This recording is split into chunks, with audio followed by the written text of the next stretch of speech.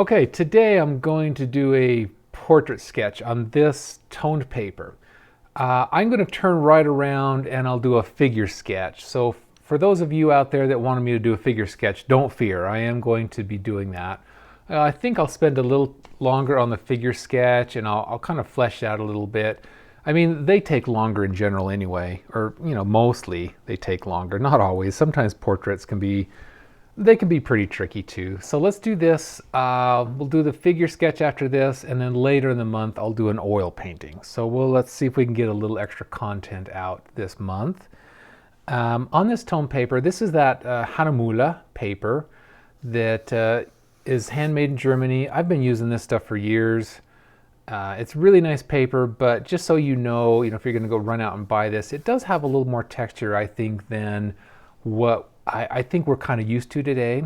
So just be wary of that. If you're used to a little smoother paper and you get this and you're thinking, whoa, that's really coarse. When I was first buying it, it was under printmaking paper, but I've noticed now that they put it under pastel paper in some places. So that might tell you a little bit about the texture. And the texture is basically the same on either side. It doesn't really matter. It's not like Miton paper by Canson, where it has a smooth side and a rough side. And today we're going to be using nitrum as our medium. Now this is just vine charcoal. So here's 3 more of their sticks. So they're all just in different hardnesses. These are all different hardnesses. This is the softest, and then medium, and kind of a medium hard and hard. So let's try those today. And of course, because we're on this toned paper, I'll be putting the highlights in with, this is a little piece I have left. That's just the new pastel, and that's ivory. So that's not the white. If you're looking at the new pastel sticks, it's the next one right after white. So I like that because it looks really good. This is a neutral gray, but it's a warm color paper. And I've just found that the ivory looks the best on it. It has the best natural feeling, so it's warm on warm. All right, let's get started here. Like I said, I want to just keep it really simple. And I always like starting with vine charcoal. I know I've mentioned that before, because it's so forgiving mostly. And I think today the primary goal I have is just kind of get back to a kind of maybe a free-flowing approach that's not too analytical. But because I've been studying the Loomis method so much lately, it might. Oh, I was going to show you guys this too. I made this just today, so this is relevant today. You guys may have seen me post this recently. I just made that this morning, and I really enjoy making little mechanical things. It really feeds my left brain. So this is a little 3D model of the Loomis sphere. It's of course without the jaw. I actually thought maybe if I wanted to spend a little longer on it, I could actually make a little jaw for it that you could take off and put back on. So that might be something kind of cool. So if I kind of get into trouble with this portrait a little bit, I'm at least going to be thinking about this structure. So this structure inside this head. But for the most part, I think I'm just going to work more light and shadow. I think the first thing with this one, I want to make sure it doesn't get too large. I've mentioned in other videos I have that bad habit of my drawings and paintings and studies kind of gaining size.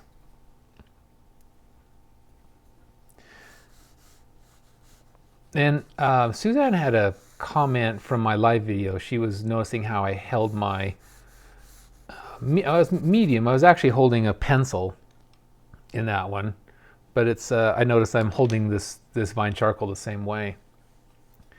And I hadn't really thought about that, Suzanne, until you said that. But I think the main reason, I don't hold it. I always encourage my students, whether it's a brush or a piece of charcoal, this is okay when you're putting in detail. If you're working on a little small spot, maybe the eye, that's perfectly fine. But this is kind of like choking back on a brush, where you're kind of coming back to the back side of it and working I'm working from the shoulder, And I think this position for me, because my fingers touch the paper, I think it's mostly an idea of stability, because I can rest my hands on there. I mean, my arm gets heavy after a while, and so I can kind of rest my hand on there a little bit.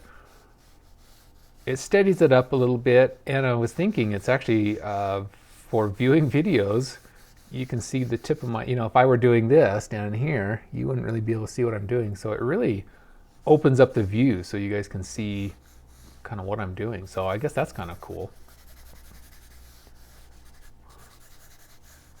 So this is that typical way I work is, it's just a pattern of shapes, those puzzle piece shapes.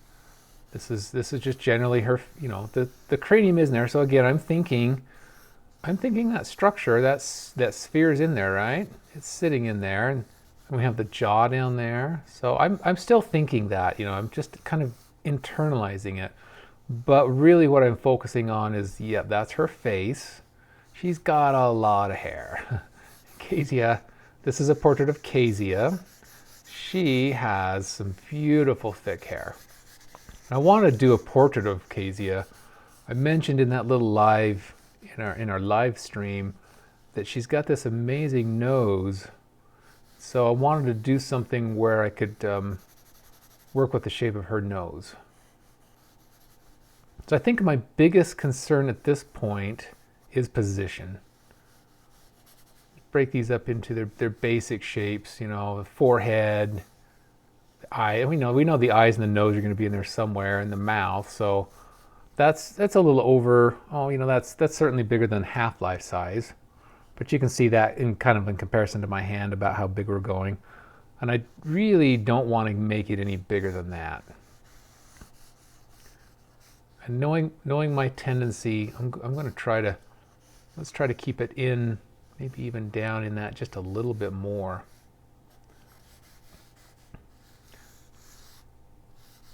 This is of course, an entire figure pose. And I don't know if this is the one I'll do for the figure.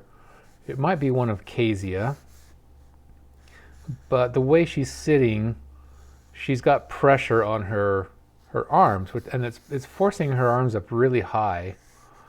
And for just a portrait, I'm wondering if that would look a little weird. If she weren't kind of sitting with her hands on the floor, I think her shoulders would probably drop down, down to this area. So I'm going to kind of think about that, where I want those shoulders. I'm probably going to change that a little bit.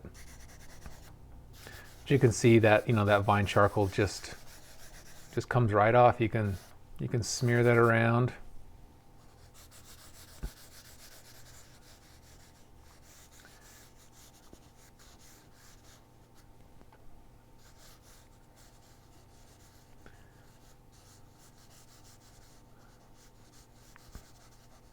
I squint that down of her face. It's all the same value. There's a little, I can see. So I'm not really seeing a nose when I squint down. What I'm really seeing is this shadow right here. There's a shadow right there.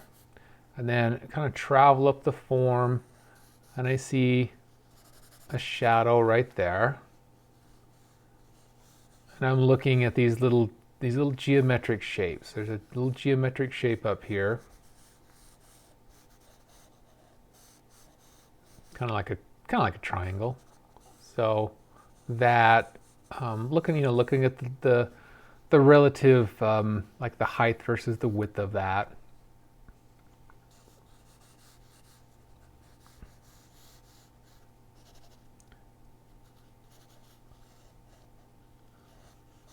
This shape right there.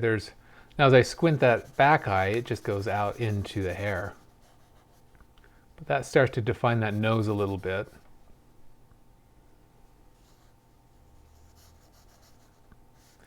And then just keep that really simple. Now she has that very rounded face, so we want to make sure that that's something that I don't lose. So maybe a plumb line. Let's see, maybe a plumb line to that chin. Yeah, that's going to be in there somewhere. Might pull that back a little bit. Make sure we got a cheek in there. kind of, you know, in that Loomis head, you've got that, there's going to be that side plane and front plane. But again, it's that same lighting, so the lighting's quite flat.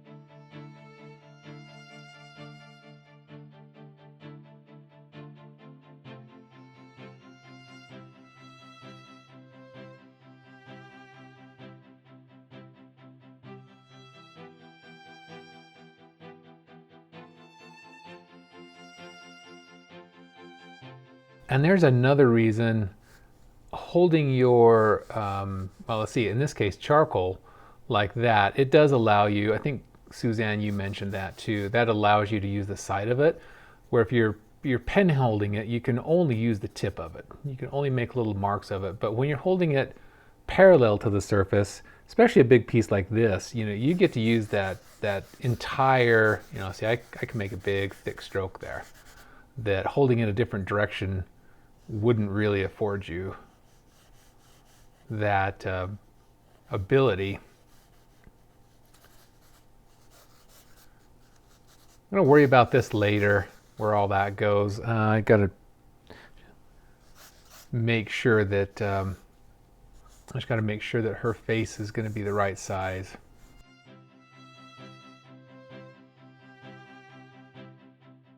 Her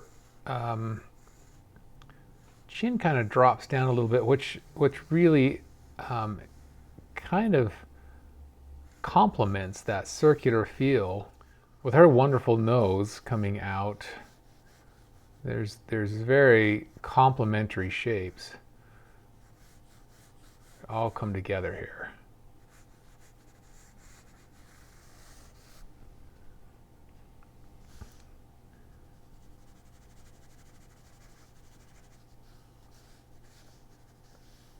She's looking down, probably down that way. So her eyes aren't going to be too open. There's that, you know, there's part of that structure right there. If you can kind of see that sphere in there, you can kind of see the structure in there. It really is that sphere. It's just from the side. That's not going to work on there without casting a big shadow on that drawing. But you know, I'm looking at that sphere. It's turned away. It's not completely profiled. It's back just a little bit. So I'm still internalizing that structure. You can see that sphere in there, and that side plane, and you know, the middle of that sphere comes through to those eyebrows, and then the nose. Now remember too, when we talk about this, we talk about these proportions. These are, I would have to say, average proportions, or you know, maybe general proportions. And then it's important to see where your sitter varies from that. You know, if the ideal proportions, or I should say the common proportions, are that from the chin to the nose to the eyebrow to that little area where the forehead ends, the widow's peak, if that's the, you know, the common, you're going to want to look at your sitter and see where they vary. They might be right on that, but they may change. So look and observe, and see where their proportions vary or depart from that measurement.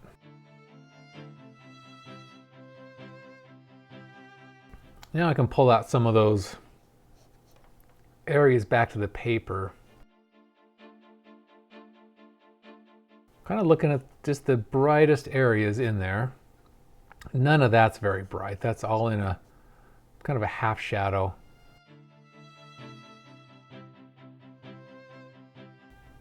And then the light direction. Let's see, the light, okay, I have this in a dual light, which I think that's going to make for some interesting painting. So I have a warm light coming from behind, and I'm not sure in this portrait that's really going to show, But my main light is really kind of coming down. Well, let's see. I guess let's look at this. This is the cast shadow that is on her neck. So yeah, the light is just right above her. That's a cast shadow. And then the pit of her neck is, because she's kind of turned, it's going to be back in here somewhere. Let's see, kind of do a, yeah, something about right there.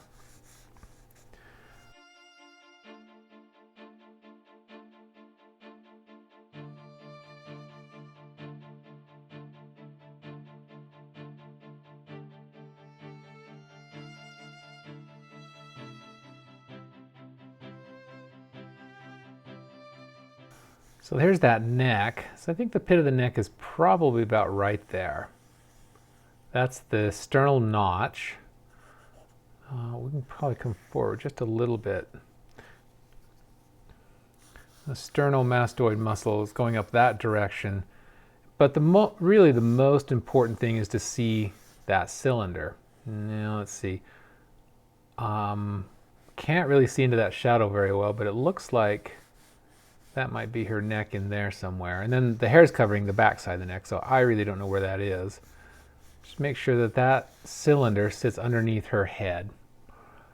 Now that's the fact, like I mentioned, that she's pushing up on her hands, which have brought her shoulders up really high.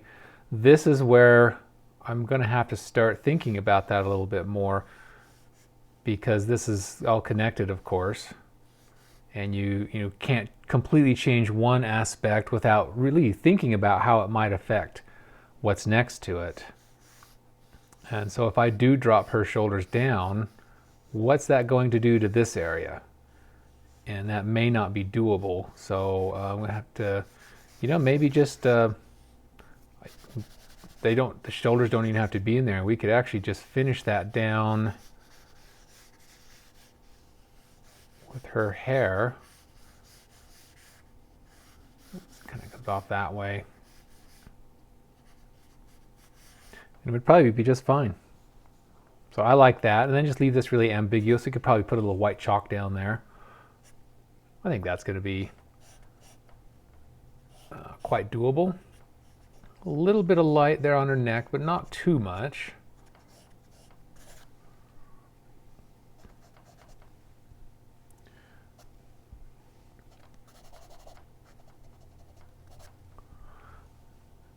Now I might come in here a little bit and we'll add a little chalk just to kind of place hold those brightest areas.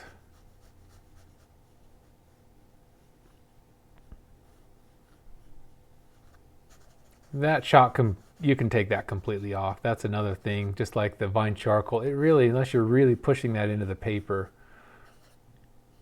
you can remove that quite easily. So that kind of shows me that direction of light that's coming down on top. This lower cheek's going to be all in a half tone. It's a half tone on the light side.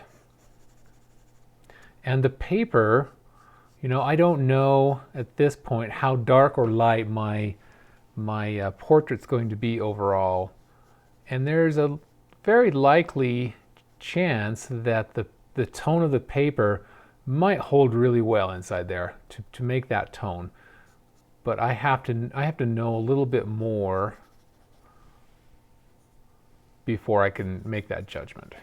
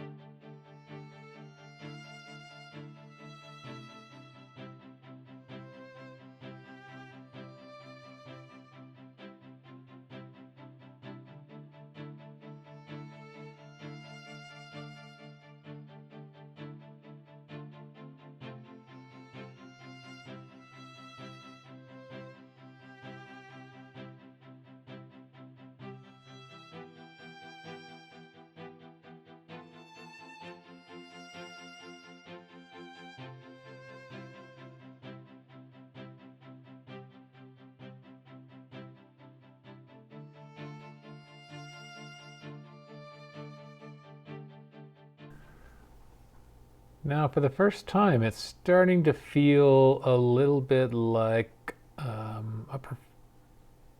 it's starting to feel like a portrait. It's starting to feel a little bit like Kazia.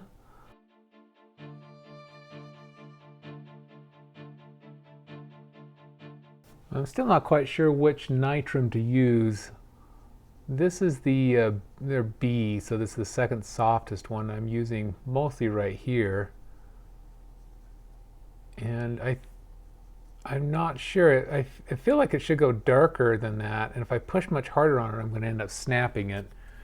So I'm staying lighter longer than usual.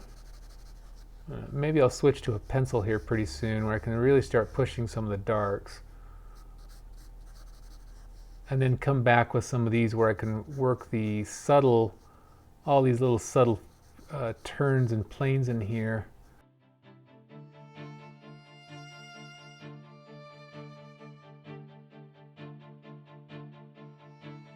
Let's see what a pit. This is a pit charcoal.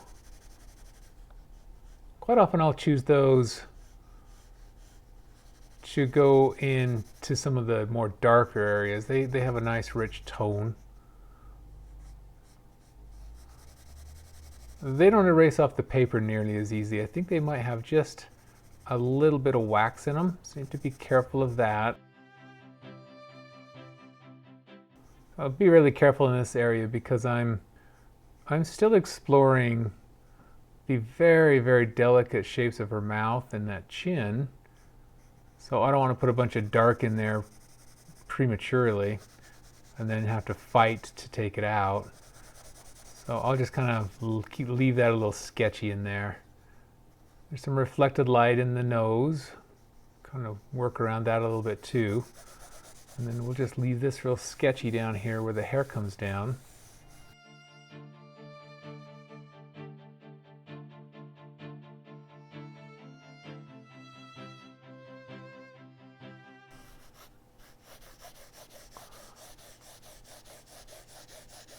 Yeah, that has a very different feel. It might even sound a little different. You can tell it's just going onto the paper. I don't know. I would probably encourage you just to try all kinds. You know, you might have your favorite pencils or your favorite charcoal, but I think it's really fun to try different.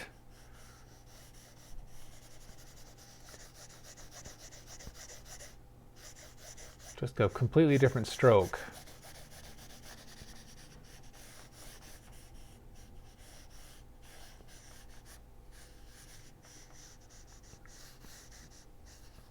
It's actually something on this portrait that I'm toying with a little bit, and that's when I took the image, there's a backlight coming in from behind hitting the back of her hair, which would be stunning in a painting with some color.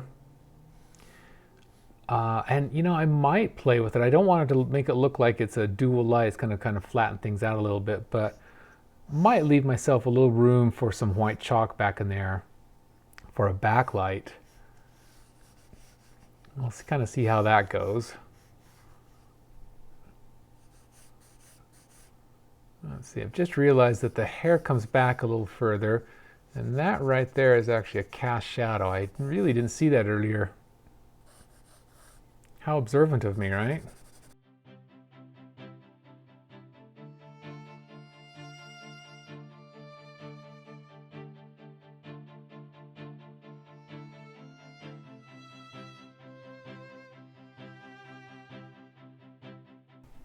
Kind of has a, I don't know if it's her.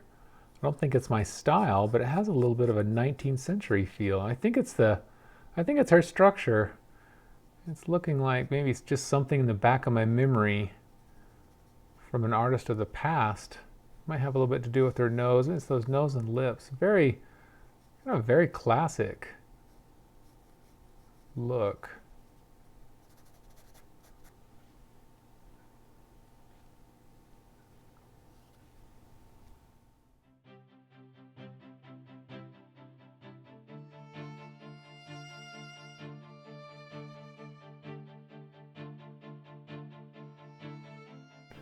So I kind of plumb line that here, and it looks like I need to come back a little further with it. So I just maybe an eighth of an inch back. Whoops. Let's see, maybe right through there. And I got to make sure that's not coming down too far.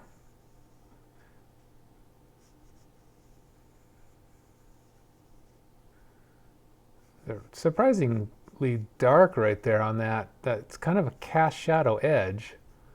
But as it goes up into the lips, and I haven't really worked those lips yet, there's a lot more light on them.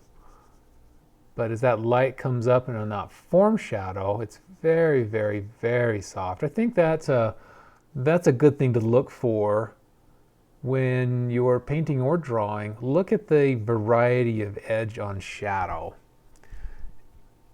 And this is a good little example of that. And that's just how sharp. Let's see, I think that's going to have to come in even further right there.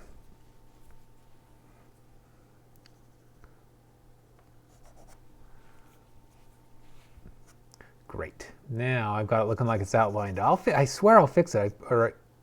I promise I'll fix it. I promise. I promise. I'll get there eventually. You know, I'm kind of like the turtle in the race. I'm never the rabbit. The only difference between me and the real turtle in the race is quite often I'll just pull over and take a nap and forget about the race. But yeah, I'm not the speediest artist out there, that's for sure.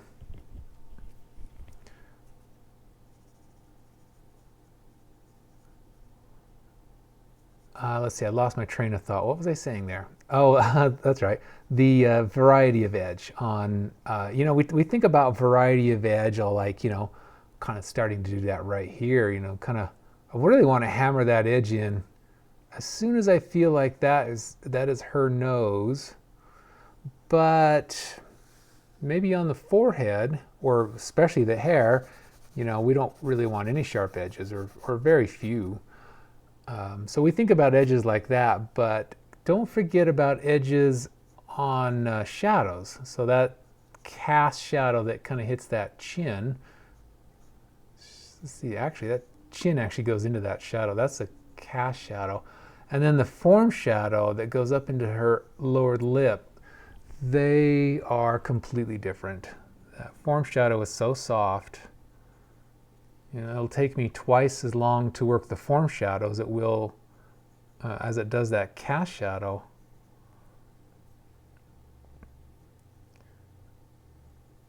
I think subtle things like that take longer. They just take longer to get. Now that's going to be a good place. I got to, you know, you have to see, you've got to see the form. You have to see through the form. So you got to try, you know, if you're working from a photo or really three-dimensionality, you know, you're looking at these shapes, you're looking at these little puzzle pieces, but you also need to see that as a lip that is disappearing, and the other part of her mouth, the other, I need to come back a little bit more. The other, you know, the counterpart to that, you know, wraps around and disappears back in here. So it's round. It's like drawing that ellipse. You know, when you draw an ellipse, let's see, where should I do this? You know, you've got a cylinder. I think I've done this for you guys before, but I'll remind you again. You know, we draw ellipses kind of like this, but the ellipse really has so much more action on the edge. You know, you need to see what it's doing all the way around. So when I draw an ellipse, I draw the whole thing around, and that's the idea. You want to see what it's doing in the back, and that helps you form what it's doing as it disappears, as it turns around the form. You know, it doesn't end on a hard little edge right there. That's kind of like you're missing the three-dimensionality of something, and the lips, and those aren't right yet. I'm getting there. Uh-oh, I shouldn't have put that there.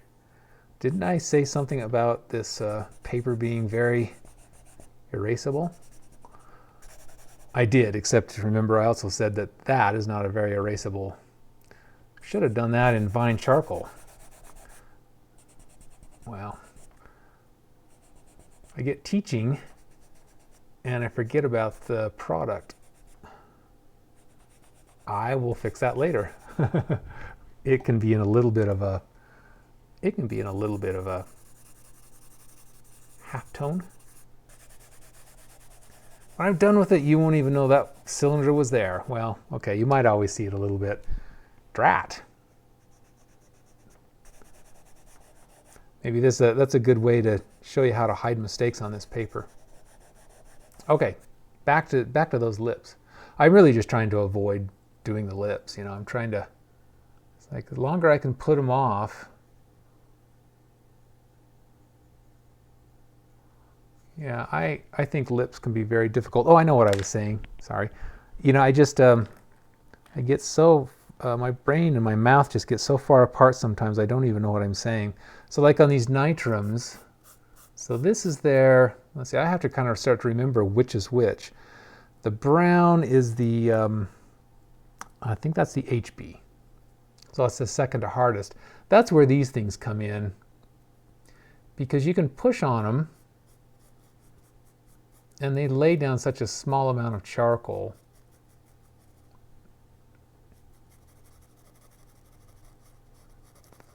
But it's super slow. That's a really, it's just a very, very slow way to work. You know, I'll probably switch to those in some of these forms here and on that cheek where it just needs to be so, it needs to be so subtle. Now that mixed with maybe some of the white. Yeah, those little, it's just these little details that just really slow you down. But I know I said this was really going to be more of a sketch, so I have to draw the line somewhere. But the most important thing though is to get the structure right.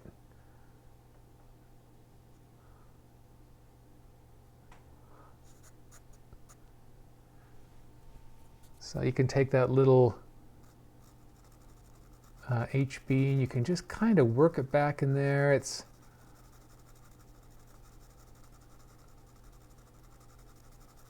actually kind of fun.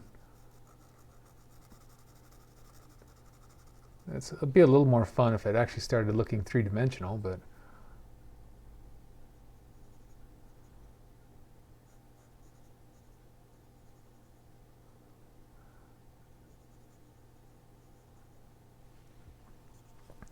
see, let's go back to the B. So now I've lost the tip on that B a little bit, so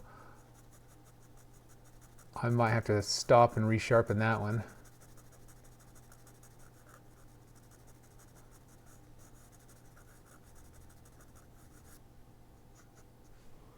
She has, she usually has just a little part in her lips right in the middle. Just gotta make sure that's in the right spot. It's just right about there. I guess I've got to figure out that bottom lip a little bit better. You know, if we have color, we can use temperature to wrap that form around. But since we don't have any color here, we have to use, you know, that definitely, you can see the difference here. How that goes down, that takes the dark much better. But since we don't have color, we can only use value. So that's the idea, to get those lips to kind of wrap into that, you know, back around the form. We really want to employ a lot of soft edges back there.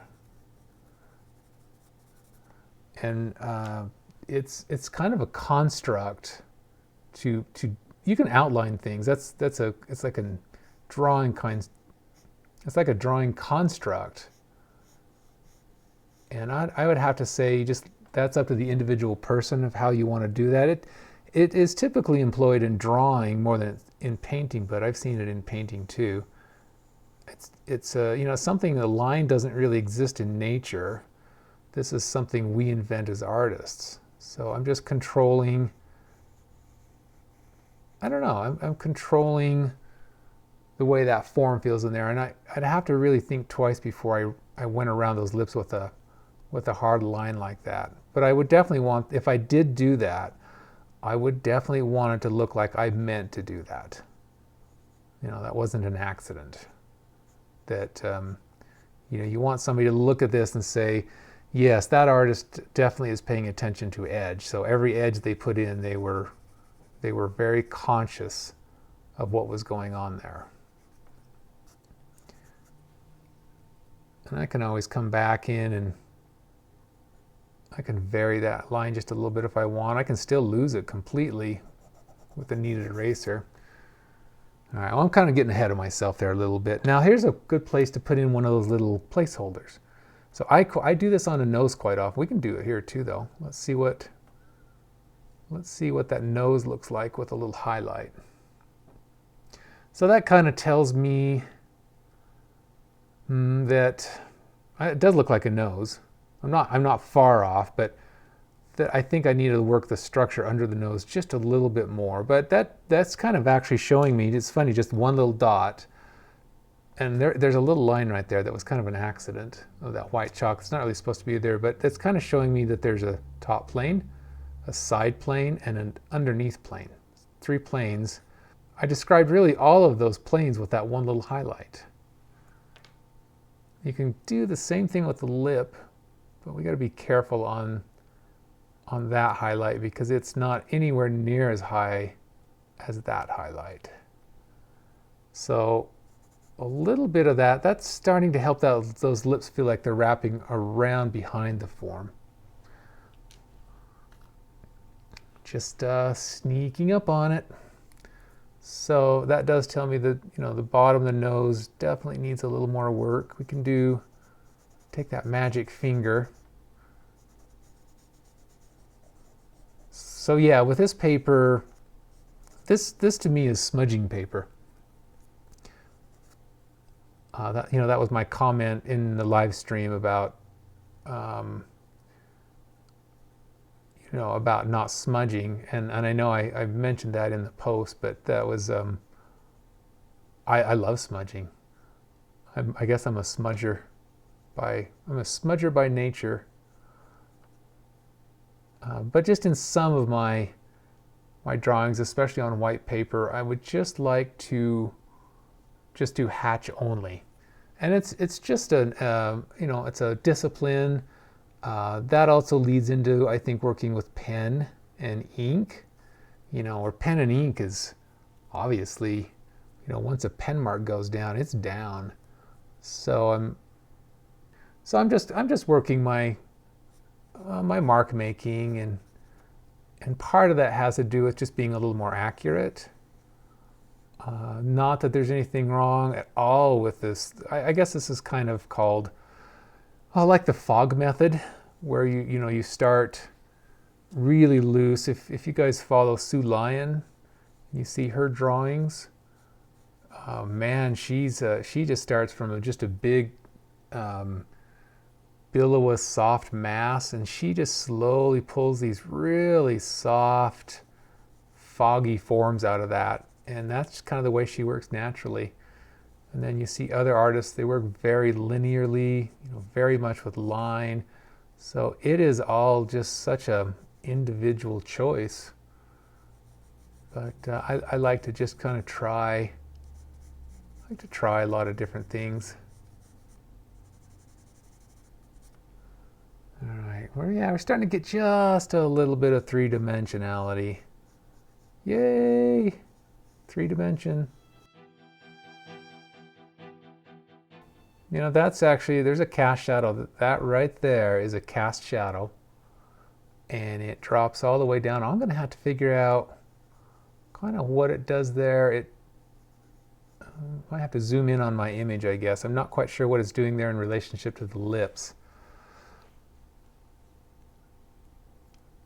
But that's a cast shadow that wraps all the way down. There's a little bit of reflected light on that back cheek right there. To decide if that's worth keeping.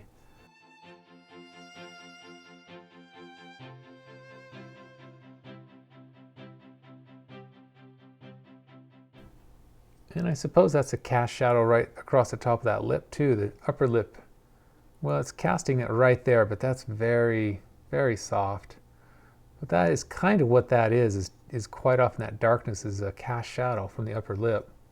So you can find all that, there really isn't many there. That's a cast shadow. That's a cast shadow that wraps down there. There's a little one there. There really isn't any in the eye socket. And then down here is the biggest cast shadow. Let's put a little bit of that pit charcoal. Start pushing that down just a little bit more.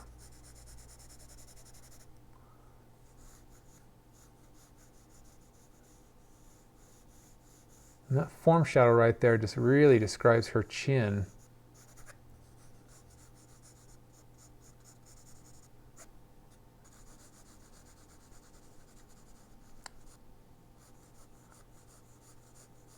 So there we could easily switch back to one of those nitrums. We could try that nitrum, just kind of see. Scratchy. Sounds very scratchy. But I could definitely see how that would be very helpful to have that. So I'm glad I got all the hardnesses of that nitrum. That's very nice.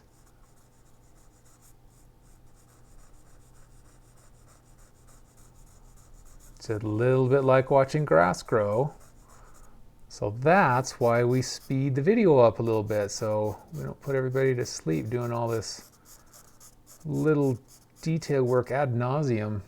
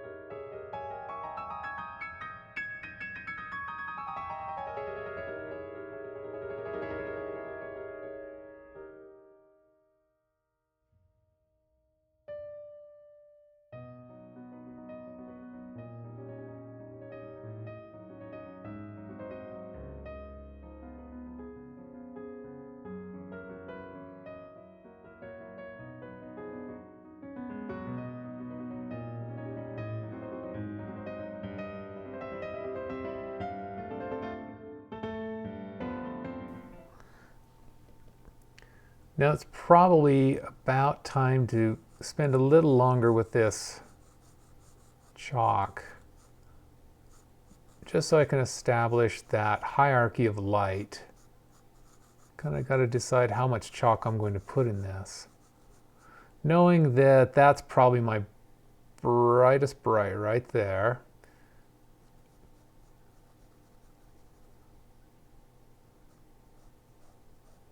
And some of these right here really help describe the shape of her nose.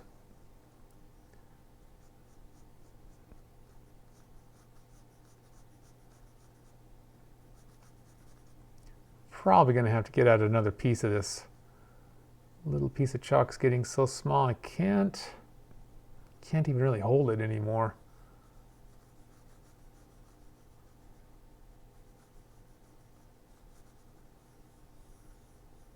And I don't know, maybe let's just see what that looks like through areas like that. something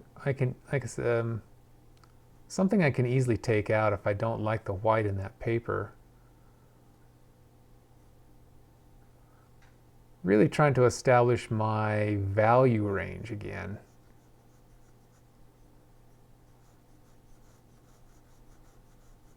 So ultimately I'm kind of staying, obviously we started on the neutral gray, so we started in the middle. And we're working our way each direction. We're working our way toward the lightest lights. And that's also, too, I need to probably come in and find the darkest darks. And, I think, with painting, too, but with drawing, it's kind of fun to think about how far you want to take your values. You can keep your value range really tight. I think some drawings really lend themselves to that look. So maybe you're not pushing. Like when I look into the reference, these areas down here in this hair, they're just about as black as can possibly be. They're really dark. But if I don't want to go that dark with them, if I want to leave them with a little feeling of atmosphere, I think that'd be perfectly fine. So that's just tightening up my tonal range a little bit, or my values.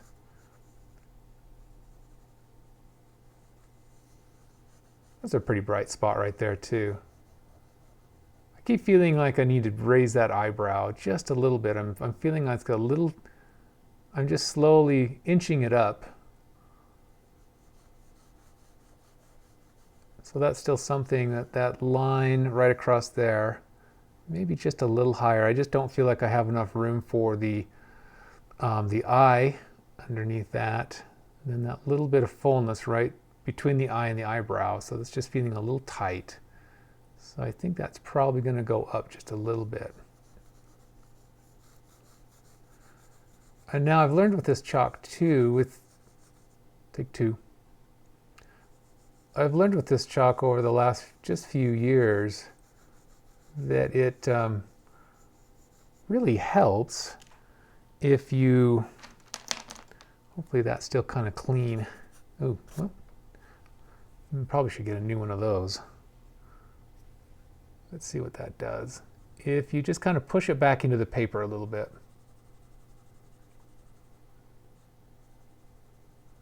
For a long time when I was using that chalk, I would just put it on and leave it. But this just allows more control of the tones by pushing it back down a little bit.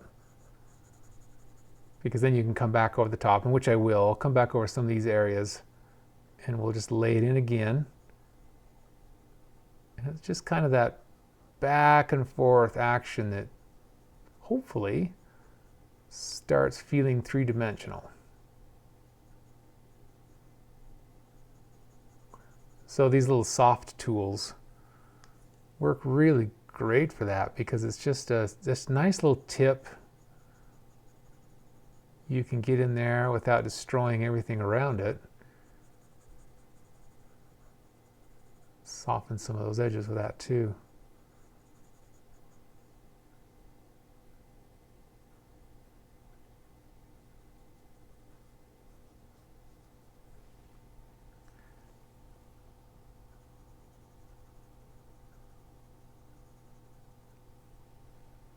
All right. Now let's go find some of those darkest darks. I think that's this area of the pit, this Faber-Castell pit charcoal. That's so good at pushing those darks. I think we can push the darks a little bit more. Let's get a little more contrast in this piece.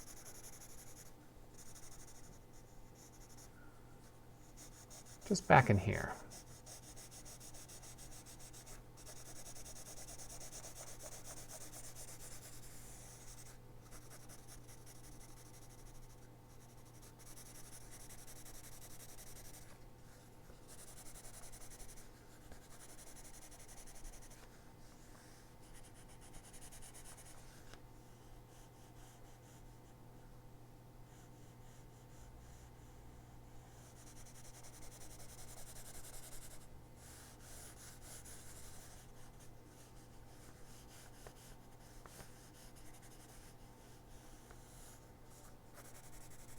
And that can also be pushed down in the paper. And again, these soft tools, well, that kind of takes the darkness out actually, but it is pushing it down into the paper. It's changing the texture. By pushing it down into the paper and then coming back over it one more time, you can kind of achieve the next level of darkness that you can't achieve with just the pencil alone.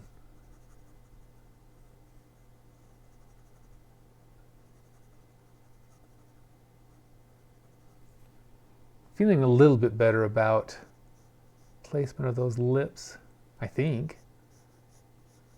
Really just goes into that shadow, especially on that upper lip. I cannot see, that's a good place. If you can't see it, don't put it in. If you can't see where that lip ends into that shadow, just run it right into that shadow. I feel like you always have to, you get into this habit of, oh, I have to know where that ends. I have to put that in. So you start, you can't see it in your reference, so you start making things up. And that's, that maybe a little, like I said, there's a line there, and then this is completely gone. So that's, lost and found edges. I'm going to have to decide what to do with the lower lip. And that can just be an edge somewhere in between the two. If that edge is completely gone and that's a line, we can make this a soft edge. So there's some variety in edge right there.